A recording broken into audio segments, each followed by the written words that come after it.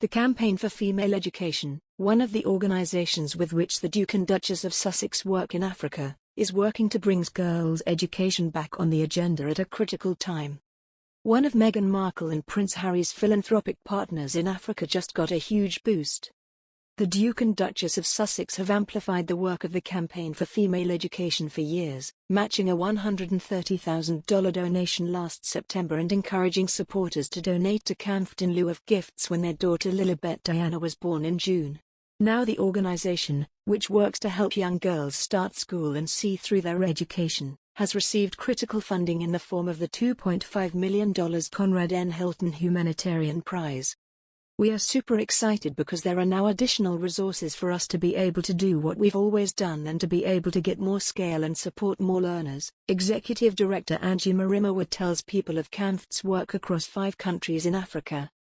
The prize, which will be handed out virtually on October 13, enables CAMFT to expand its efforts and bring girls' education back on the agenda at a critical time such as this, she adds.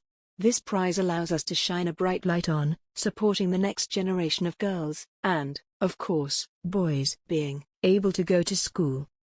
Marimowa met Harry when he visited Zambia in 2018 and sat with Meghan at an International Women's Day event in London the following year.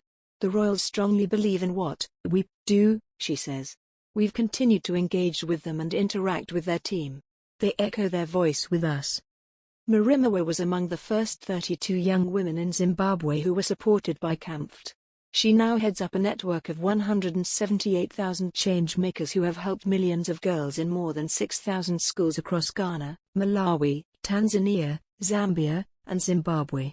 CAMFT also has a long-term strategic aim of reaching a target of 5 million girls supported by the end of 2025. Every day, especially in this devastating pandemic period, my sisters are on the front line, deploying their expertise and galvanizing community support around the most vulnerable, Marimowa tells people.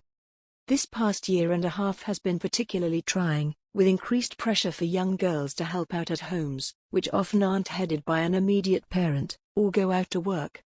COVID has been brutal, she admits. One of the worst things that it has done is it has further deepened inequality and inequity across communities.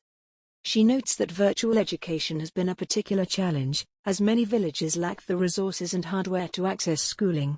But she says local ambassadors, teachers, nurses, doctors and lawyers, have met the challenge, working tirelessly in their communities to support girls' education.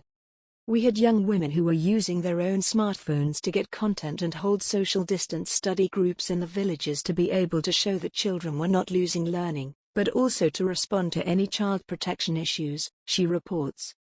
They have seen encouraging results, retaining 90% attendance in the schools in which they work, far above the national averages. Says Marimowa, I think it's all down to the fact that there were people who were immediate to these children that could continue to support them to navigate the inequalities. Of course, there is always more work to be done, with CAMFT aiming to create 150,000 new jobs and help 50,000 young women start businesses. As she looks forward to all that can and must be done to achieve those aims, Marimowa tells people, I believe firmly that this is something that we'll be doing with Harry and Meghan for a very long time. For as long as these girls are out of school and the young need a lift up, I'm sure that we'll be doing this together with them for the future. Influential partners will be essential in helping CAMFT provide a continuous reminder to everybody on the value of education, but also the fact that this is an investment, because it multiplies as young women help others behind them. CAMFT and the royals have mutual interests in terms of supporting and advancing young people and raising voices for those that are in the margins, says Marimowa, who adds that both are working to support people with dignity and with pride and allow them to be able to speak for themselves. The goal, she emphasizes, is to lift up rather than give a hand up.